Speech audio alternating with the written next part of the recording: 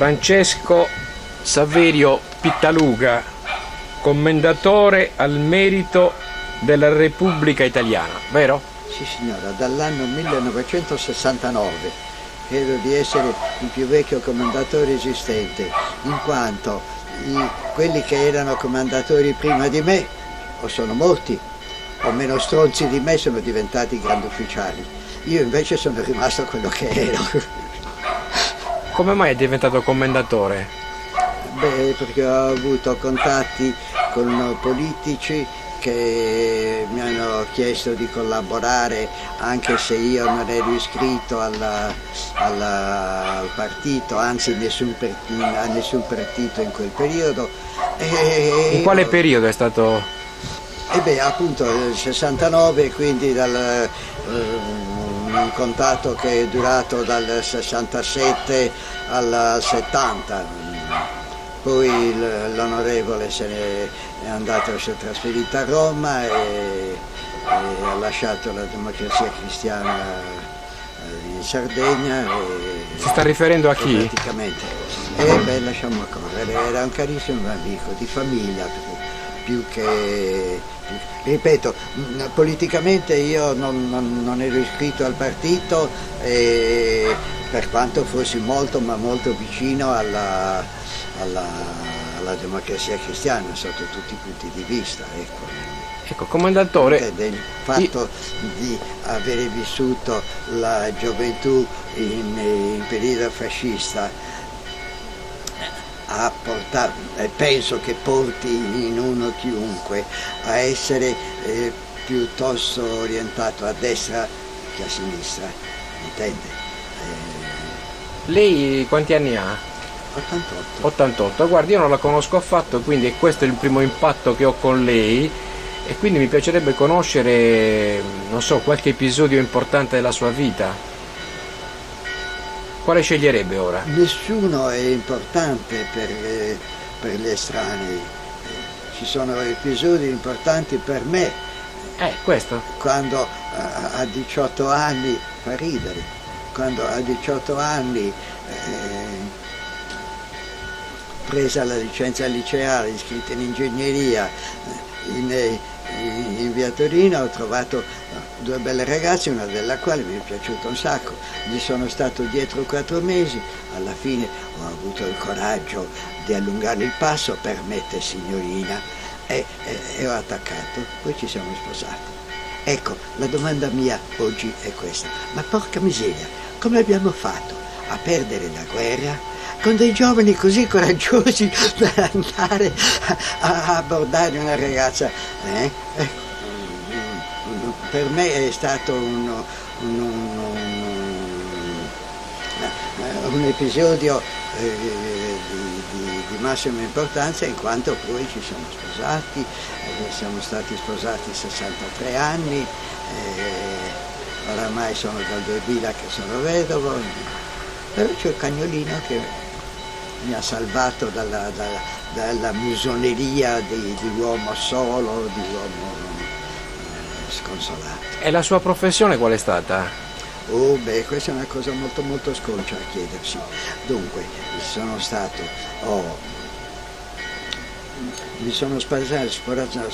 nel 40, nel 41 sono andato a essere sottotenente. Eravamo in guerra e ci sono rimasto sino al 45.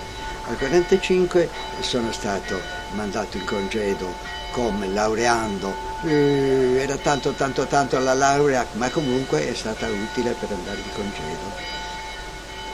15 giorni dopo, poco dopo, sono entrato, mi hanno assunto al genio civile come studente di ingegneria con la qualifica di geometra.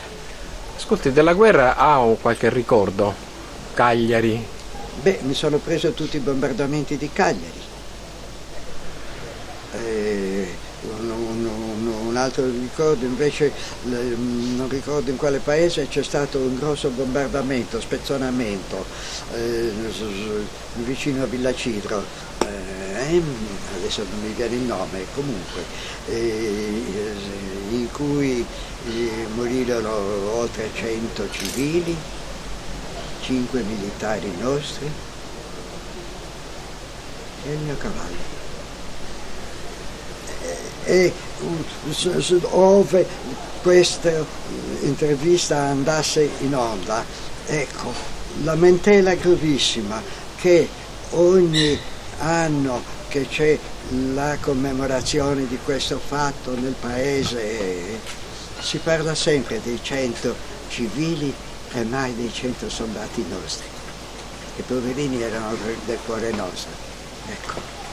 Lei anche mi è sembrato, così da qualche battuta che ha fatto, di aver avuto e di avere ancora oggi una grande passione per il mare. Ah sì, se mia moglie nel 92 non avesse avuto l'ictus che mi ha tagliato fuori dal mondo in assistenza continua di mia moglie, io sono ancora lunedì io sono venuto qui a Sardara domenica pomeriggio. Lunedì sera sono sceso a Cagliari perché c'era l'inaugurazione del campionato mondiale delle barche dei ragazzi, non mi sovviene adesso il nome, e io ero invitato Per mare è rimasto è lì, capace di andare con la barca a vela? Caspito, Come hai fatto ad imparare? No, all'età di 14 anni è lega navale. Aveva 3 dinghi, 3 barchette a vela, che affittava 3 lire al mese. E io avevo fatto istruzione col custode della Lega Navale e ho cominciato così.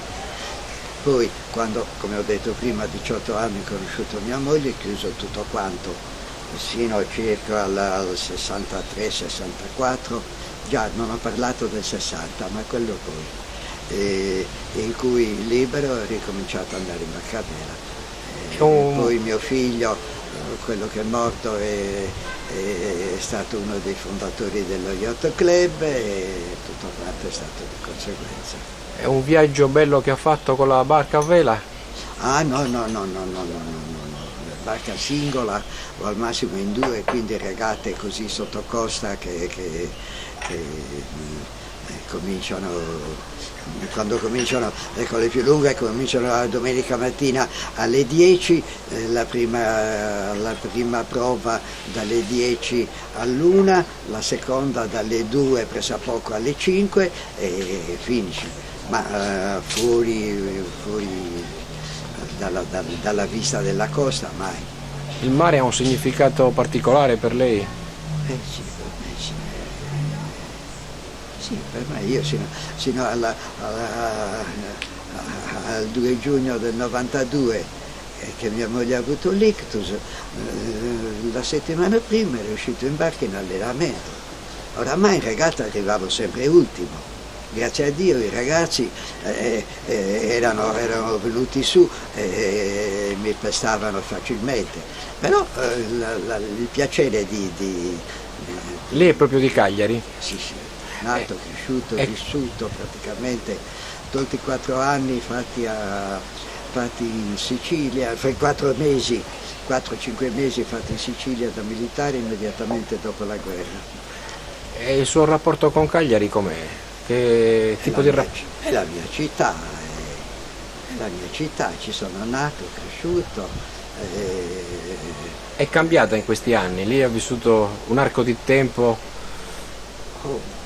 piuttosto lungo, per cui può dire? No, il cambio fra me giovane e oggi è cambiata tutta la società, è cambiato tutto quanto. Che cosa non le piace? Che cosa le piace di questa società? Che cosa mi piace? Sì. Alta la pesca, non lo so. Che cosa non le piace? Non lo so. Troppa malavita, piccola malavita, lo spreco dello sporcizia in città, io sono amico, non si mette a ridere, degli spazzini. Per me fare una chiacchierata con gli spazzini, tenga conto che io essendo solo io e il cane, chiacchiero con chiunque. le più belle chiacchierate del mondo con gli spazzini, tutto quello che vuoi, però l'impossibilità di mantenere la città Oggi casa di come Dio. occupa il suo tempo? Adesso portare a spasso il cane, fare il pranzo, sono solo. Lei è autosufficiente? Io sono completamente autosufficiente, in casa sono solo. Mi lascio le piante, mi faccio il pranzo, mi faccio i piatti, non mi faccio ogni giorno il letto. Dormo con l'amore mio che è il cagnolino mio, quando vado a Sardara come adesso, letto matrimoniale perché ci sia il cagnolino mio che possa dormire a letto con me, quando vado a Sassari per la stagione lirica, letto matrimoniale perché il cagnolino possa dormire. Ama la lirica? Come? Ama la lirica? Sì, mia moglie è diplomato in pianoforte, quindi ignorante sì, ma scarescidori sono, dimentico tutto. Insomma, mi ha abituato, credo di essere l'unico che a Cagliari alla stagione lirica ha 4 abbonamenti, cioè abbonamento turno A, turno D, turno B, turno G, ecco, enumerati, 4 abbonamenti. C'è un'opera che le piace particolare?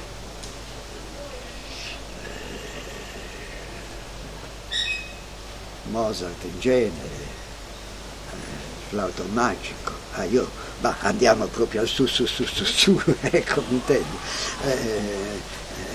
molto, ma in genere io vado per godere e quindi mi piace tutto e mi dispiace sentire quelli che criticano, che cercano l'uovo no, per me Come se si riesce a avere tutto quanto bello, è tutto quanto bello, ci godo e ci vivo, forse per quello che sto invecchiando così rincretinito. e amici? Oggi? Oramai non più. Gli amici del cane, la comitiva del cane. Mi dica qualche cosa sul cane, che animale è? È l'animale più affidabile di questo mondo. Io sono famoso al Terrapieno per essere l'amico dei cani. C'è in particolare un cane alto, grande, bianco e nero, col quale siamo un amore dell'altro mondo, di una ragazza che è simpaticissima, che grazie a Dio è così gentile da permettere che io faccia tutte le follie con questo cane, che molte volte lui mi viene addosso e io mi butto in terra e finisco in terra spalle a terra e lui sopra che mi lecca, mi prende la faccia in faccia, tutte quante. Una volta stavano per chiamare la polizia ritenendo che io fossi soggetto dei morsi dell'assalto del cane, là dove invece era la più grande manifestazione di amicizia che ci potesse essere tra me e il cane. Il cane mi piace. Crede in così. Dio? Come? Crede in Dio? Sì, fortemente. Ero congregato dei Gesuiti alla chiesa di San Michele. Qual è un angolo di Cagliari che le piace in modo particolare? Adesso via Roma, perché ogni giorno, non faccio nomi, ogni giorno scendo a un bar dove scendevo con mia moglie. Mia moglie ha detto che aveva avuto un ictus e che quindi era in carrozzella e quindi scendevano in macchina, la macchina aveva naturalmente il cosino degli validi e come tale a quei tempi si poteva parcheggiare di fronte alla regione, ma comunque scendevamo in via Roma, parcheggiavamo lì, ci sedevamo e ci sedevamo al bar e ci leggevamo il giornale e metà il giornale lo prendevo io e metà il giornale lo prendeva lei. Cioè, E poi ce lo scambiavamo e dopo che quando ce lo scambiavamo, mia moglie mi indicava gli articoli che aveva letto e che erano di interesse nostro, per noi. E questo mi faceva un sacco di piacere, perché dimostrava che l'aveva letto, che l'aveva capito, che ero riuscito a ricostruire la sua testa. Avevo detto prima che aveva avuto un ictus molto brutto e che si è salvata proprio. Lei praticamente ha vissuto una pagina di grande amore con sua moglie. Sì. Mia moglie è stata sempre l'amore mio che tuttora.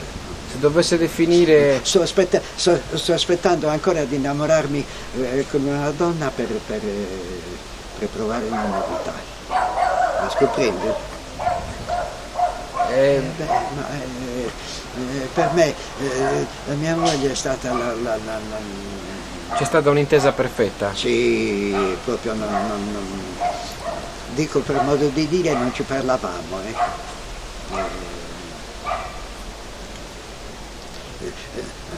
Partivamo all'unisono così, in tutto. È stata una cosa, non lo so, per me unica. Difatti quando sono rimasto solo è decaduto. Poi grazie a lui mi ha salvato. Quel cane riesce a parlare, riesce ad intendersi? Sì, è sempre così slegato in città, libero e bello. Lei ha avuto un rapporto positivo con la vita, complessivamente parlando, compresi i dolori? Ho avuto delle disgrazie di cui, ecco, vede, ho parlato tutto del bene, la disgrazia no, di un figlio 26 anni morto in disastro automobilistico non l'ho detto. Aggiunga che era perito liquidatore della SAI. Questa è stata una delle pagine più dolorose della sua vita? È stata forse la botta più grossa che ho avuto, ecco, mi intende? Anche perché la morte dei genitori, l'età la faceva aspettare.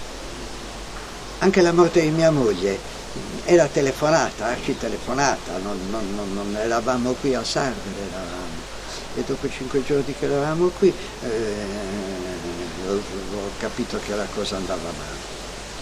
Rientrata a Cagliari, ricoverata in clinica, senza far nomi, lei la mattina, io la sera, non so quale male mi era venuto improvviso per cui dovevo essere ricoverato anch'io. No, e così continuavo a assisterla io. Nel giro di 5 giorni è morta, si era bloccato i reni che non funzionavano più, non c'era nulla da fare. Io chiuderei, se dovesse dare un consiglio a un giovane su come affrontare oggi la vita di oggi a suoi giudizi è più difficile dei suoi tempi? È più difficile. Oggi? È più difficile, sì, tanto per dire, non lo so, oggi ci sono delle assurdità.